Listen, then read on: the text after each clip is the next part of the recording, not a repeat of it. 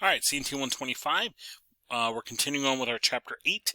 We just got done talking segmentation. Now we want to talk about operational technology. So just to kind of sort it out, your information technology is typically things like your routers and switches, moving data from your workstations and so forth, servers, DNS, DHCP, email, that kind of thing. Meanwhile, operational technology is the network of equipment that is used to interact with things like robotic arms and sensors and conveyor belts and thermostats and water level readers and temperature readers and that sort of thing. That would get used for assembly plants, manufacturing plants, those kinds of things. Similar, different, a little bit different equipment, but similar. And this is going to lend itself to when they start talking segmentation about those two types of traffic, if you will. Operational technology consists of all this hardware and software directly interacting with those pieces of equipment we said. The robotic arms, the conveyor belts moving, turning on and off, thermostats, checking levels and turning things on and off, and so forth. These systems tend to rely heavily on the east-west traffic, which is difficult to filter or control. So traditionally, operational technology systems were physically segmented into completely separate networks from IT. But since a lot of these now start needing pathways or information to the internet, including Internet of Things, Industrial Internet of Things, they're now starting to get mixed together. But your IT people are concerned with traffic, segmenting this traffic, which is a concern. So here we typically look at, here's your operational technology network, your sensors and the equipment that gets used to read and configure these sensors, and then up to a DMZ type environment where we mix the IT and this type of thing together or create a path to the internet, that type of thing.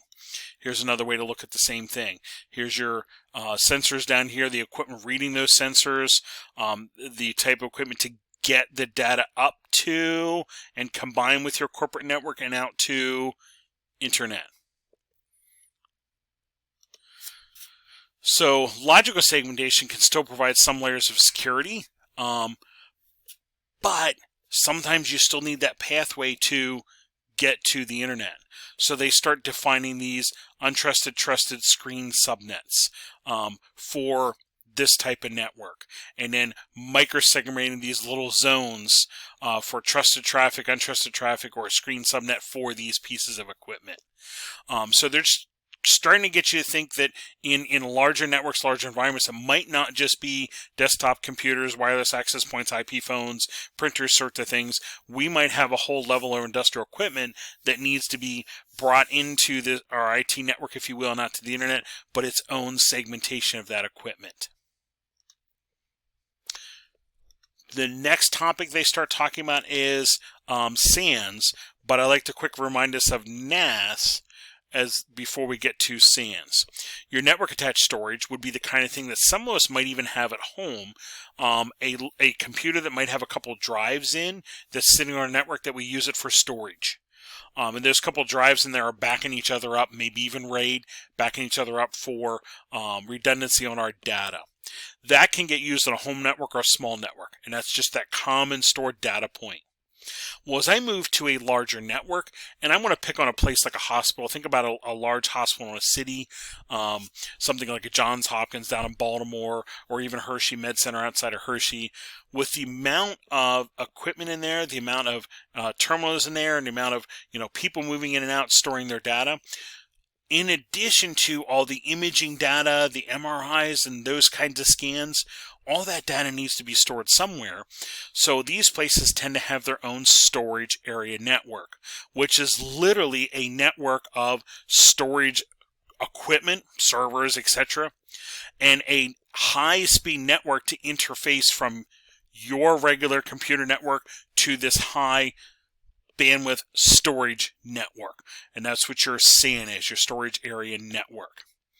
So real quickly, NAS, network attached storage, this is typically a device like so, attached to your small business or home network, has a couple drives in backing each other up, and that is now a storage point that I can save my files to, save my photos to, save my videos to, and the drives are copying each other and duplicating or mirroring them for redundant storage. Well, that's not going to be large enough for a place like a hospital that would have, thousands of patient files plus thousands of patient imaging and so forth. That's when we move into the storage area network. The storage area network is that high bandwidth storage devices with a high-speed network connecting them. So if we take a look here, there is a couple technologies that will do this for us, and it's basically the high network, high bandwidth, high speed network connecting these devices. Fiber channel over Ethernet, iSCSI, iSCSI, and then also InfiniBand. These would be all your high bandwidth networks to do that. So here is your network attached storage, just a storage device on your network. Meanwhile, your storage area network, here's my regular network, and then here is a high bandwidth, high speed, high bandwidth network to our storage devices. And it could be a variety of storage devices, actual drive, RAID devices, optical storage, etc. And again, these would be some of the technologies that which you run into for a storage area network. I would say familiarity is the key here. Just recognize that these exist as you start bumping into them on places that you work. Here's your fiber channel. Here's your fiber channel over Ethernet, reminding us about an encapsulation method to move across the network. Here you go. There's your iSCSI adaptation from drive technology, if you will. Here's some iSCSI equipment to iSCSI interface, if you will, for connection here in your network. And then InfiniBand. As we start looking over here, the type of equipment we're using to do that. Okay, so as we look at those, remember just your network attached storage and SAN, and recognize a couple of those terminologies or technologies that get used for that high bandwidth storage. All right, when we come back, we'll start back into subnets again.